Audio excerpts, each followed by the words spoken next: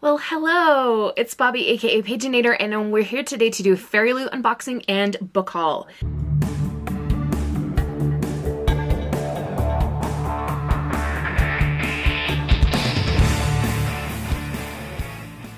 Let's start with Fairyloot. Let's open this up. Ooh! We've got little styrofoam poops this time. Alright, so the theme for January is Hidden Worlds. Here is the art on the card. Alright, let's see. Ooh, look at this color. Oh, that's pretty. Look at that. That's like the color that I used to wish that my eyes were. I still wouldn't mind if they were that color, but especially when I was young, I was like, I really want to have like turquoise eyes. Don't know why I thought that was cool. Anyway, let's see. We've got another art print with a letter on the back. And here is the book. Ooh, look at this. Spice Road by Maya Ibrahim. Let's investigate. Oh boy, oh boy. It's not fair that these books are so beautiful. Okay, here we have end papers. Let's check the back and see if there's different. Is that the same? No. I think it's slightly different. Same characters though. We have this gorgeous design here. And then we saw like the plain teal on the top and bottom. We've got a massive amount of gold foiling all around this. On the dust jacket, the back side says, whoever controls the spice controls the kingdom itself. Now I'm going to go ahead and assume this is spice like spices that you cook with and those kind of spices, not the drug spice because ew. Are we ready to read the letter from the author? It says, Dear Fairyloot reader, a dream is born alone, but thrives in company. I discovered the magic of reading in childhood, the power to travel to new worlds and new worldviews, go on exciting quests, and meet interesting people, all from a quiet nook in the local library, and I've wanted to tell stories ever since. Spice Road is the kind of story I wished I had when I was a teenager, searching for myself in the fantastic and yearning to be included. I wrote it in the hope of fulfilling my childhood dream, the pursuit of which has sometimes been the only source of light during dark times, and it is thanks to the kindness of individuals like Anissa and the talented team at Fairyloot that my dream has been able to flourish in ways delightful and unexpected. Please know that you too are making this dream come true. For this grace in return, I hope you find within Spice Road's pages something that thrills you, moves you, and stays with you long after you close the back cover. A story about family, love, truth, and the universal dream to be seen and heard. Love, Maya. What a lovely letter. You know, I feel like if I were to ever get my book published and like were lucky enough to be included in a subscription box, I would hope that I could write an eloquent letter like that one to go in it. Oh, I didn't show you the reverse part of the dust jacket. I was about to pick it up and read the blurb on there and realized you have not seen this gorgeousness. So this is a reverse dust jacket because it has the title and stuff on it. And it has the same saying, whoever controls the spice controls the kingdom itself. Okay, let's see what this tells us about the story. In the hidden desert city of Qualia, Q-A-L-I-A, Qualia, a secret spice magic awakens the affinities of those who drink the Misra tea. Spice magic? Magical tea? This sounds interesting. With her affinity for iron, 17-year-old Imani can wield a dagger like no other, and for that she has gained a reputation as the next greatest shield capitalized, battling jinn, ghouls, and the other monsters spread across the sands. But ever since her brother was discovered stealing their nation's coveted spice, a telltale sign of magical obsession, and disappeared into the deadly forbidden wastes, Imani's reputation has been in tatters. Despite Athir's betrayal, there isn't a day that goes by that she doesn't grieve him. Then Imani discovers signs her brother may be alive and spreading their nation's magic to outsiders. Desperate to find him and to protect him, she joins the mission sent to hunt him down. Accompanied by Taha, a powerful beast seer who enthralls and enrages her in equal measure, Imani soon discovers that many secrets lie beyond the forbidden wastes and in her own heart. Caught between her duty to her nation and her love for her brother, Imani must decide where her loyalties lie before it's too late. Cool.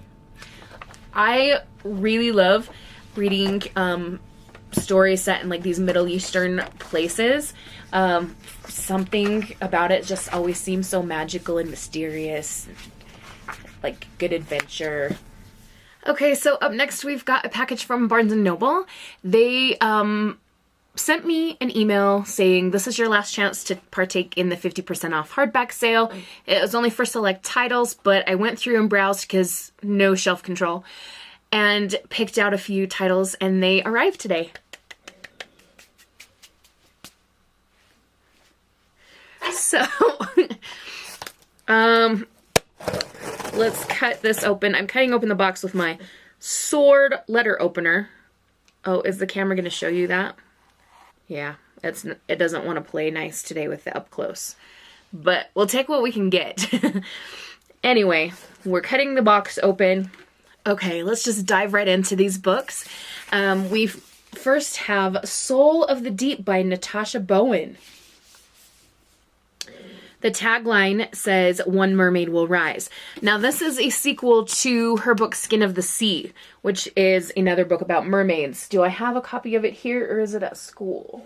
So here is a look at the first book, and then we have the sequel. When I first saw the cover for the first book, I was in my classroom. The kids were quietly working on something, and I had gotten an email.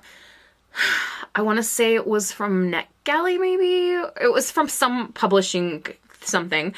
And I saw this cover and I went, my students thought like I was like dying or something. It was kind of funny.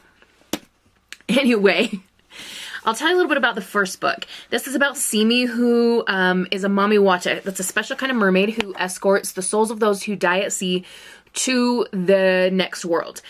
Or the next life. And one day, a boy is thrown overboard from a ship, and instead of taking his soul, you know, allowing him to drown and taking his soul on this journey, she saves his life.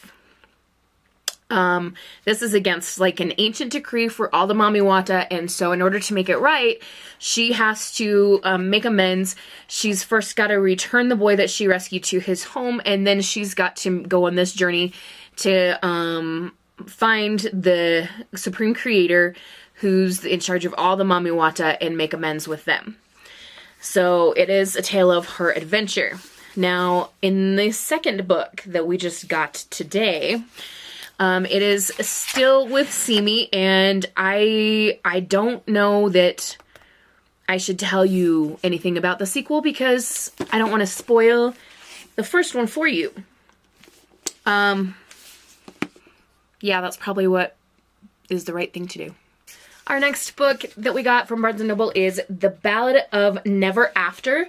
This is a sequel also to Once Upon a Broken Heart. Now, this is a special edition cover.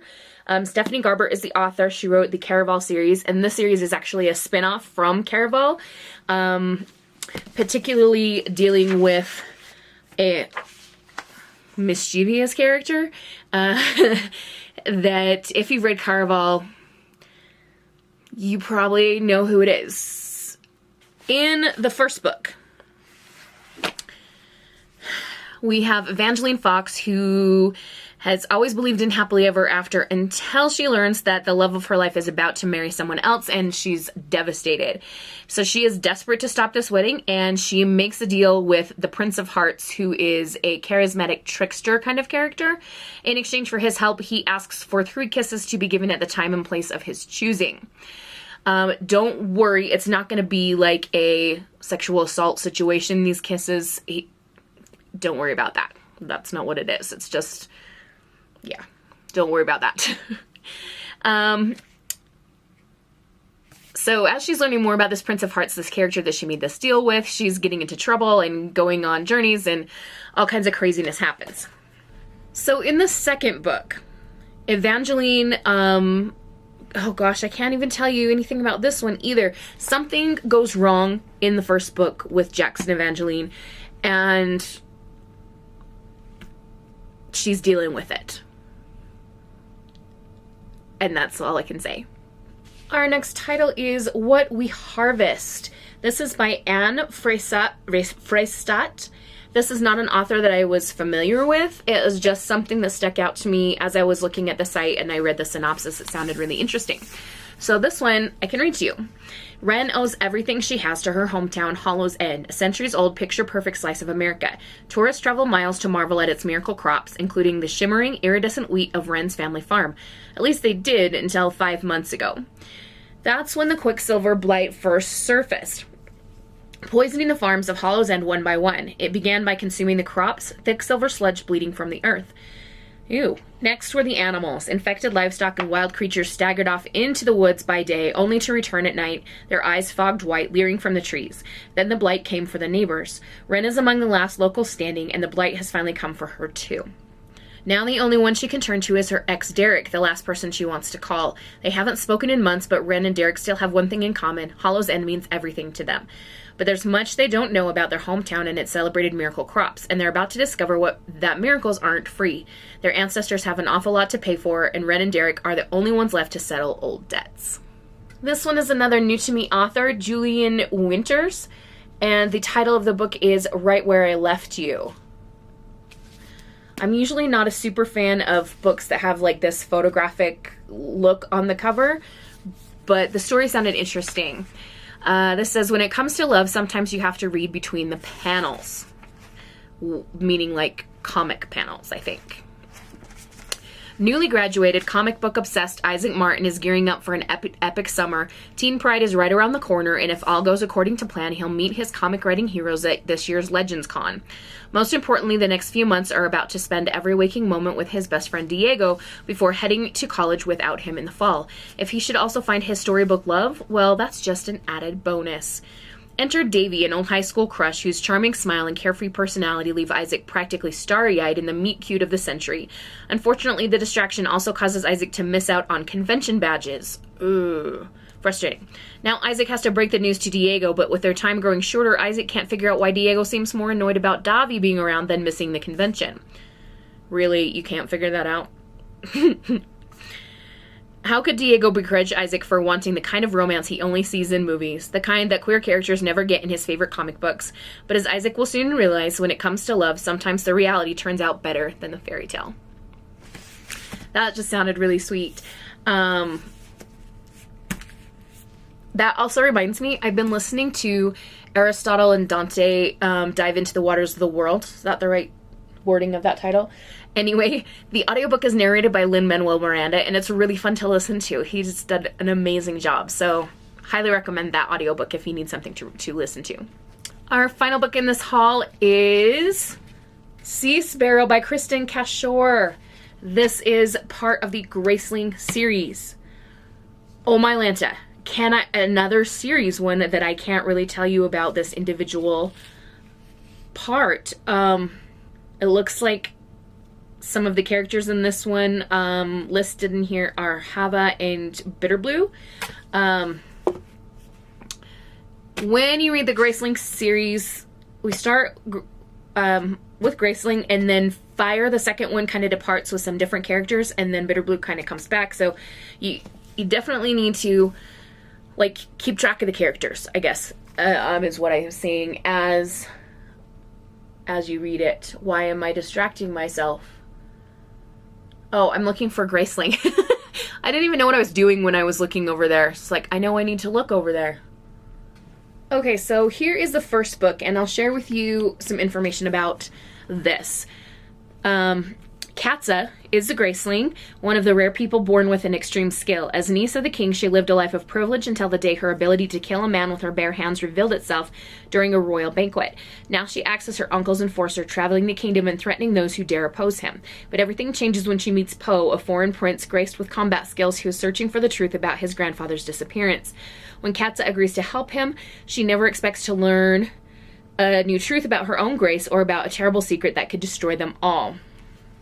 There's also a really nice graphic novel edition out of Graceling. I don't know if the graphic novel editions of Fire and the other ones have come out, But there you go. So as I mentioned, like fire takes off with another character and so on. It's kind of like these characters all exist in the same world, and sometimes they play a bigger role in the plots of the books than others. Okay, so that's going to be it for this video. We got a beautiful new book from Fairyloot and some really fun books from Barnes & Noble, who they're all beautiful also. So my shelf is getting prettier by the day. And I guess that's going to be it. So have a wonderful, magical, and bookish day. Happy reading. Adios.